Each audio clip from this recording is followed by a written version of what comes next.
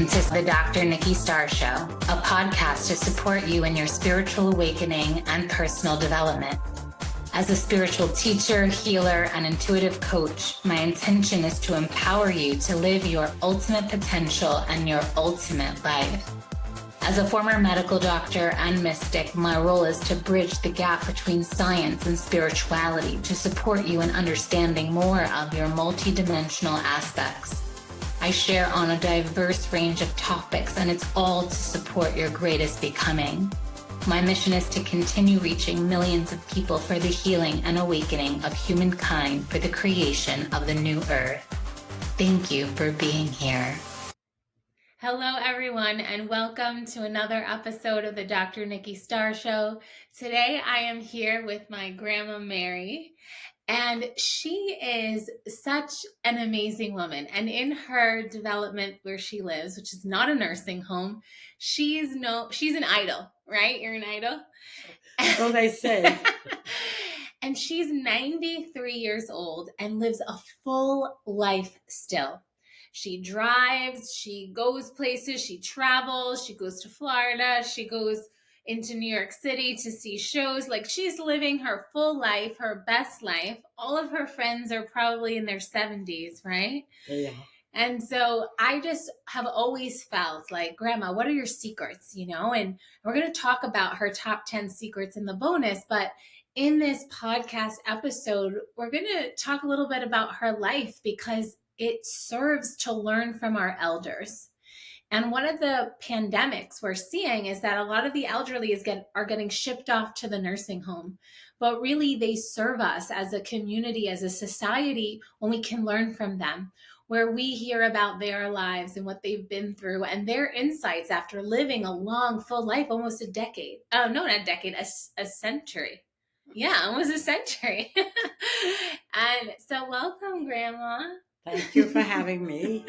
I'm very happy to be here. And her beautiful grandfather clock is chiming at the moment, telling us we're perfectly on time for our appointment. And so I'll just let it chime and enjoy it. I remember being a little girl and always at the top of the hour. And right now it's 12 o'clock, so it's noon, so we're gonna hear 12 chimes. And Grandma Mary, tell us a little bit about yourself. Like, where were you born?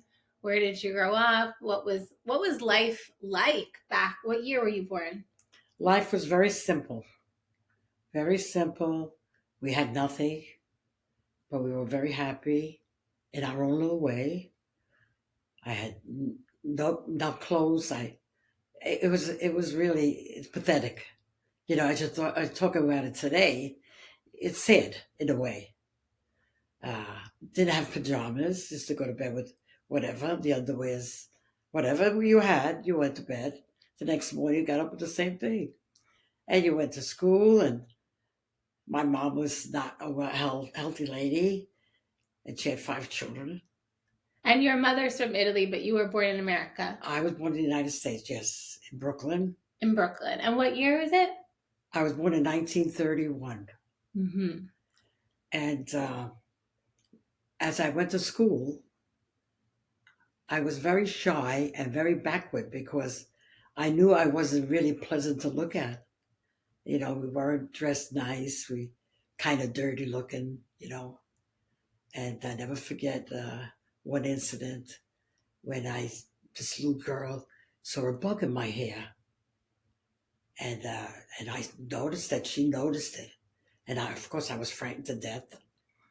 But I raised my hand to the teacher, and she raised her hand. I wanted to leave the room. And the teacher answered me, and she says, all right, go ahead, go. In the meantime, this younger lady told the teacher about me.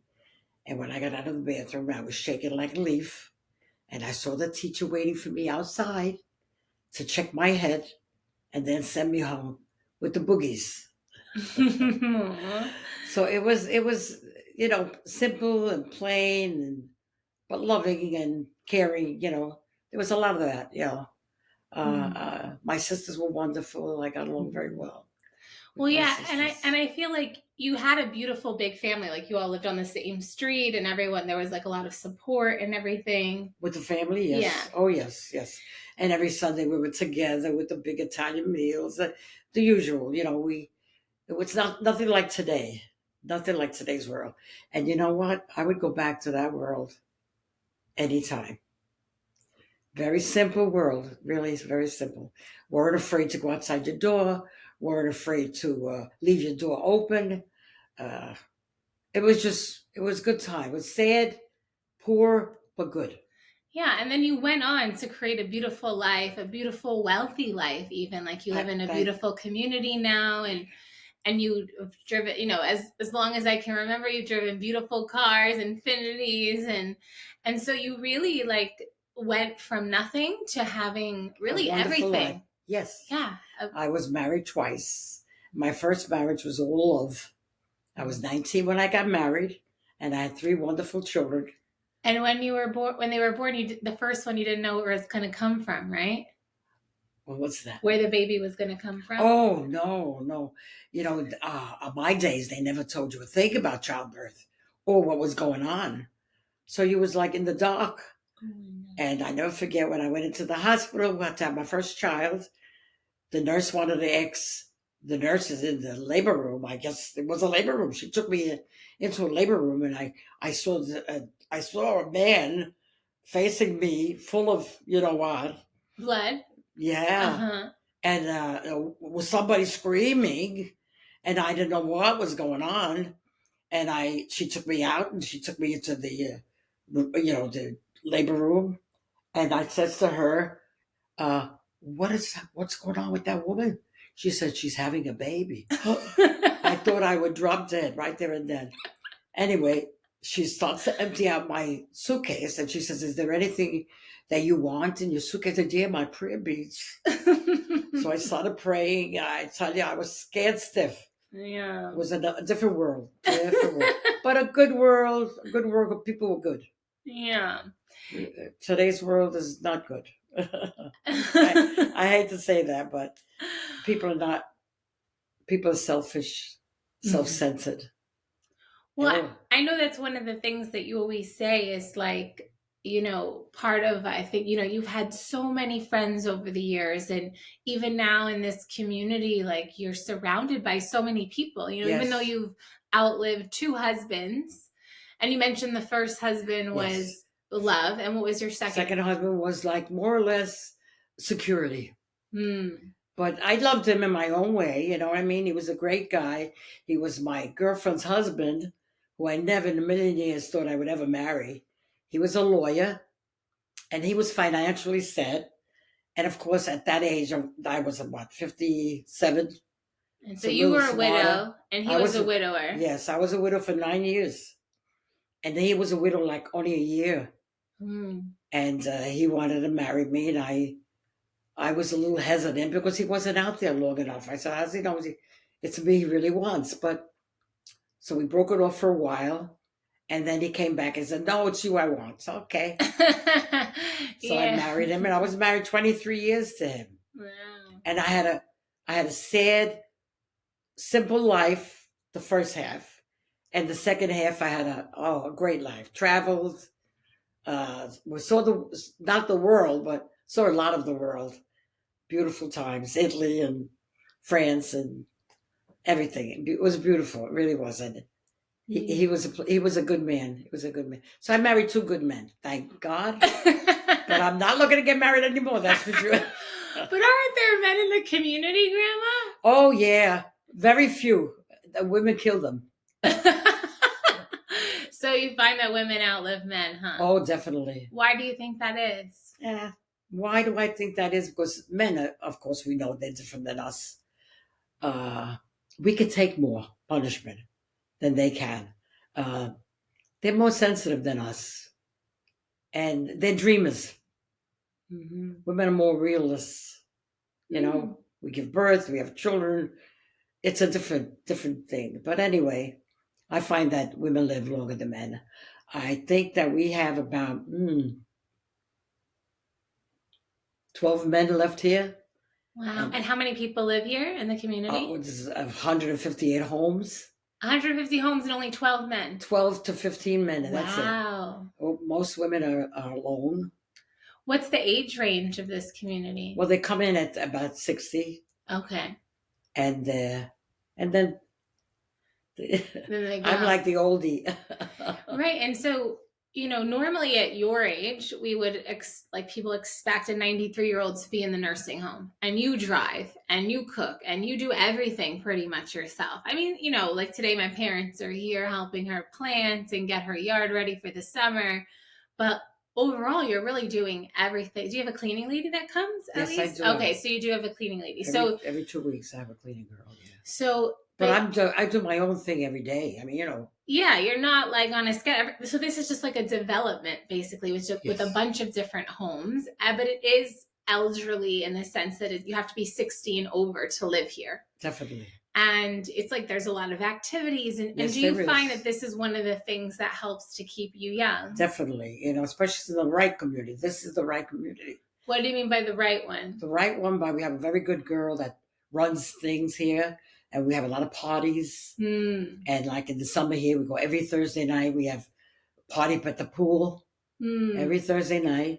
And once a month, we have bagels and buns in the clubhouse. And she does a lot of nice things. So we go on trips.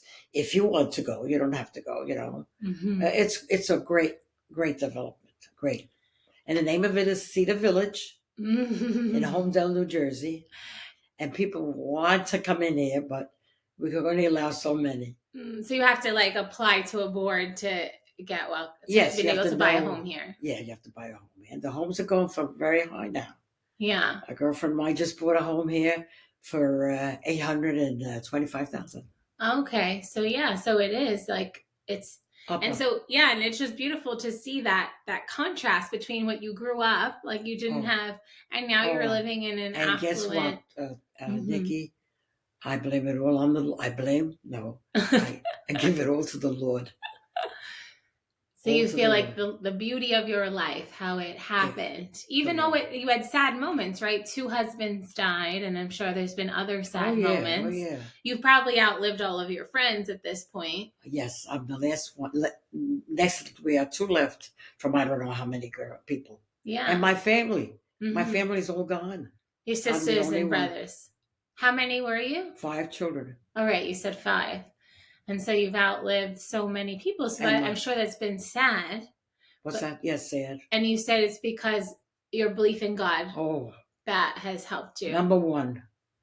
And so for anyone who's listening, and you'll say you don't resonate with the word God, I really invite you to listen from a space of if you think of the universe or, any force or divine forces that you feel you're co-creating. Somebody greater than man.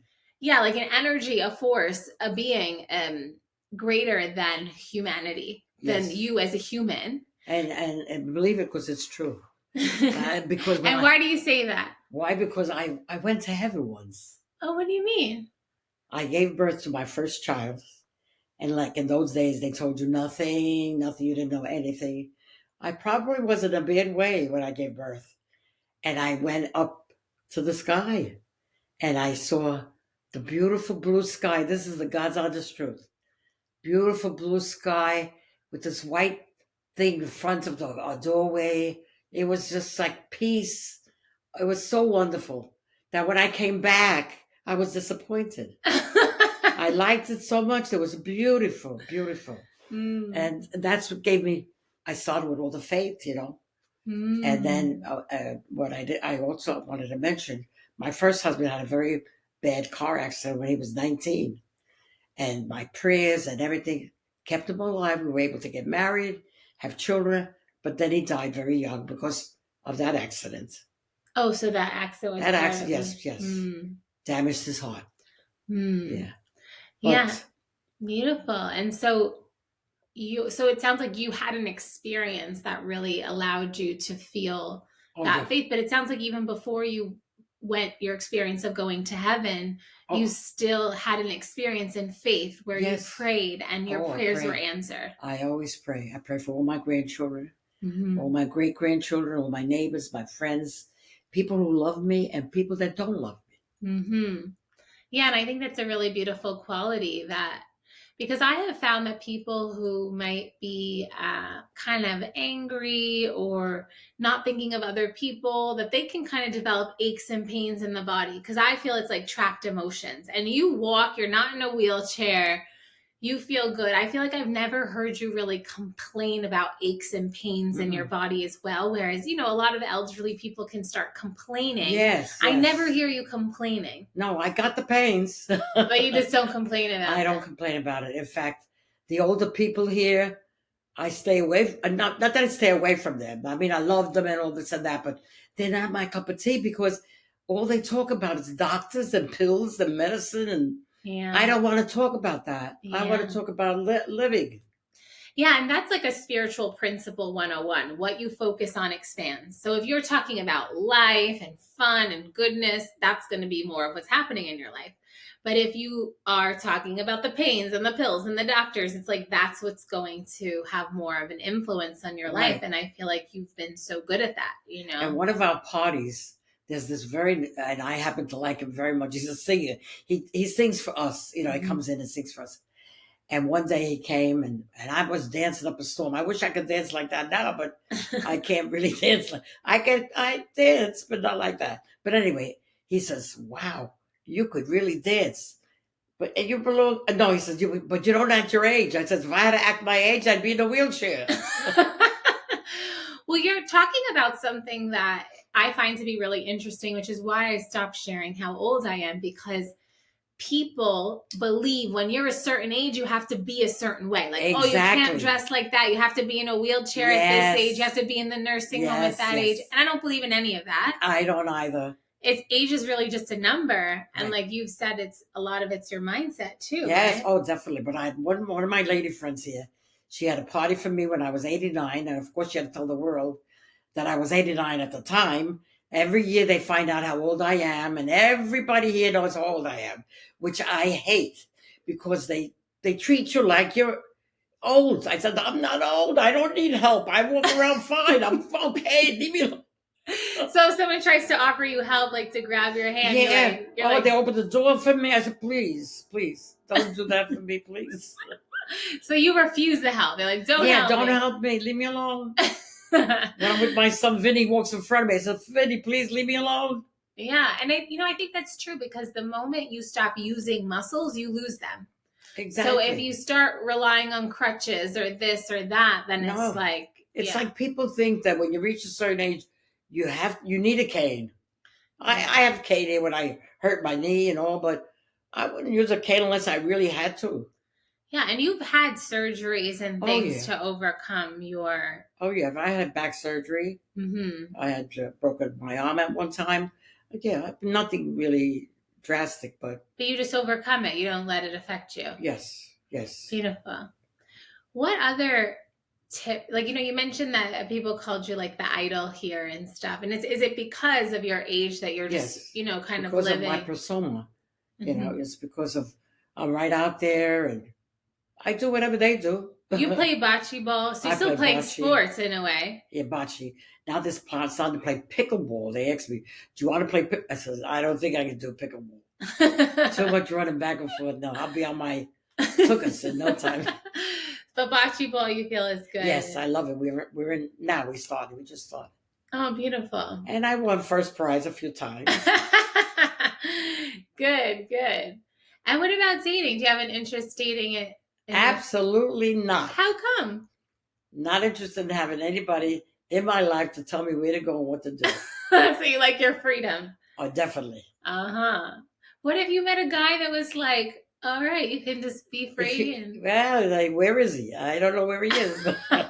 If there was that certain guy that was just a kind and humble person who go out to dinner once in a while and not live together. Yeah. But yes, I would. Mm-hmm. Okay. I would, but they're not out there for me. I'm too... Maybe a younger guy, Graham. No, not interested in a young guy. A young guy would already be interested if I had money. Well, maybe he has money too. Well, if he has money, it would be different. But don't rely on my money, because my money is my money. It's funny. And I'm not stingy and selfish. No, you're very generous. I never forget any of my children here, my grandchildren. Yeah, no. My little great-grandson just made communion. He's 8 years old. So you have 3 children. How many grandchildren? And 10. 10 grandchildren. And then how many great-grandchildren? I'm going to have my 8th one now in July. Wow. Beautiful. And so how does it feel to have that? Do you think that also keeps you young, like having the family that's younger than you? Oh, definitely. I don't feel my age. I really don't. People look at me. I went to the dermatologist the other day, and this little nurse came into the room, and she goes, "Oh my God," because they have in front of them how old I am. So, oh my God, that's how old you are. She said, oh my God, you look so young. I said, thank you very much, but I don't think I look so young. Well, I noticed that you allowed yourself to age gracefully too. You haven't really had like the fillers and the Botox so much. But you did once get your eyes done, right? Yes, when I was about 58 years old. Oh. I had bags under the eyes, and I did that. That's the only thing I ever done. Yeah, and I think you look great, because that's the other thing I'm seeing nowadays is that women aren't really allowing themselves to age gracefully. And you could tell a lot of the times when you have fillers or and Botox. The ugliest look is the lips. Yeah, they blow up those lips like balloons. Well, it's true because the body doesn't really metabolize that. So it has to go somewhere. And then over time, you're adding more and more. And it really changes the structure of the face. And, at 93, you still look great. And you haven't had any of that. No. Yeah. And so that's really, and I just want to share that because I think that's really important. So whether you're watching the video version or just listening, know that that's not something that necessarily defines longevity or a beautiful, happy life. It doesn't. Makes you, the person that's doing it, feel better, but it's a wrong attitude. Attitude. What do you think is the right attitude for aging gracefully? Age gracefully. Go with the times. Don't look back. Look ahead. And just do your thing and hope and pray for the best. And really, there's not much, there's not much. I mean, just be yourself and believe in the greater person than us. You could say God. God. Before we started the podcast, she's like, is it okay if I say God and talk about God? I'm like, yeah, it's okay. It sounds crazy, but I say he walks with me. Well, that's beautiful. And you're really talking about like the spiritual principles of faith and trust. And really our belief system creates our reality. So if you believe you're taken care of and you're protected and your life is going in the right direction, that's how it's going to be because you believe that. That's right. Yeah. That's right. And so I hope and pray for all to feel the same way. Beautiful. Don't expect miracles. Oh, I expect them. Well, what kind of miracles? Well, I think like anything that could be a surprise or anything that's positive, of course, or anything that happens that maybe seems out of left field, but is positive, unexpected. supporting your journey. Even like a miracle could be where, like you said, you had surgery and then you recovered completely, because sometimes when people have back or hip surgery in their elder years, they might, or even knee problems, they resort to the cane or the wheelchair, and then you don't. And then I think that's a form of a miracle. They give into it, Nikki. A lot of people I have a friend of mine that goes to the doctor for every little thing. Yeah. So I keep on telling her, listen, that doctor's not going to make you over. You are who you are. Accept who you are. Do the best you could with what you got. Yeah. That's what I tell her all the time. And also, if you look for problems, you're going to find them. So exactly. I find a lot of people who are always rushed. And, when I'm a doctor, and I don't even go to the doctor, but I feel like people who go to, even like my dad in a way, though. Oh, my son. But there's a reason why he became a hypochondriac. He saw his dad die, and he was very young. He was 8 years old. Yeah, he's a hypochondriac. So he goes to the doctor and always looks for things like, oh, I have a pain here, I have a pain there. So he's gotten so many surgeries we can't even count, on his finger, on his wrist, on this, and anywhere there's a little pain. All these surgeries, which really, like, pain can be so many things. And like I said, a lot of times it's energy. You just need to move the energy. And I know, Graham, you work out regular, like you're moving your body regularly. You have you to play move. bocce ball or you Very do important. exercise. You have to move. Because you move that energy where there might be stuck energy creating pains and aches. I do it all. I do it all. I still touch my toes. Yeah, she can. She's really flexible. It's amazing.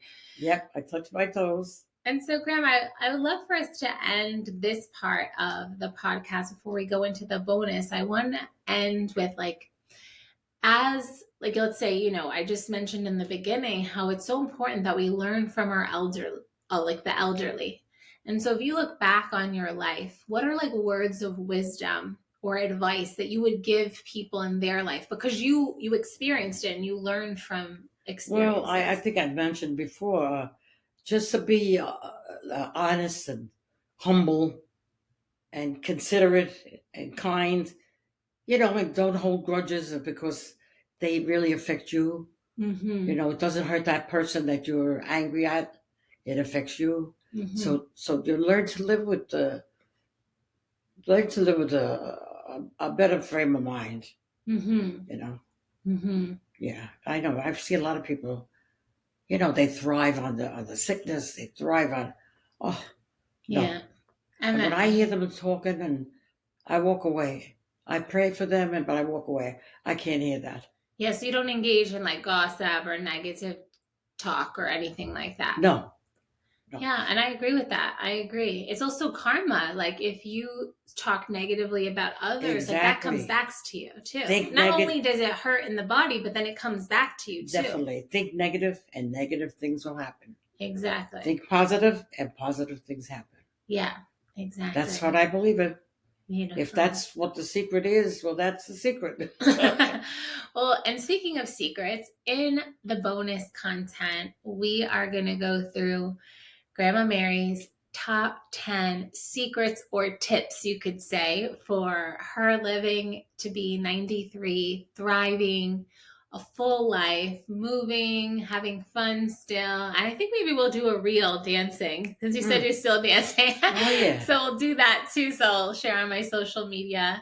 And so thank you so much, Grandma, for taking this time. It's always a pleasure. My pleasure. And we'll see you inside the bonus content. Thank you so much for being here. Thank you, Annie. And bye for now. I wish you well.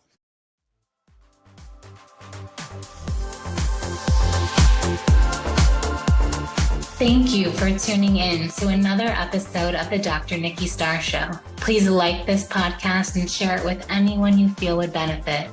Subscribe to the podcast to receive bonus content, and remember, every Monday the video version goes live on my YouTube channel. Thank you so much for being on the ascension path with me and for doing this great work.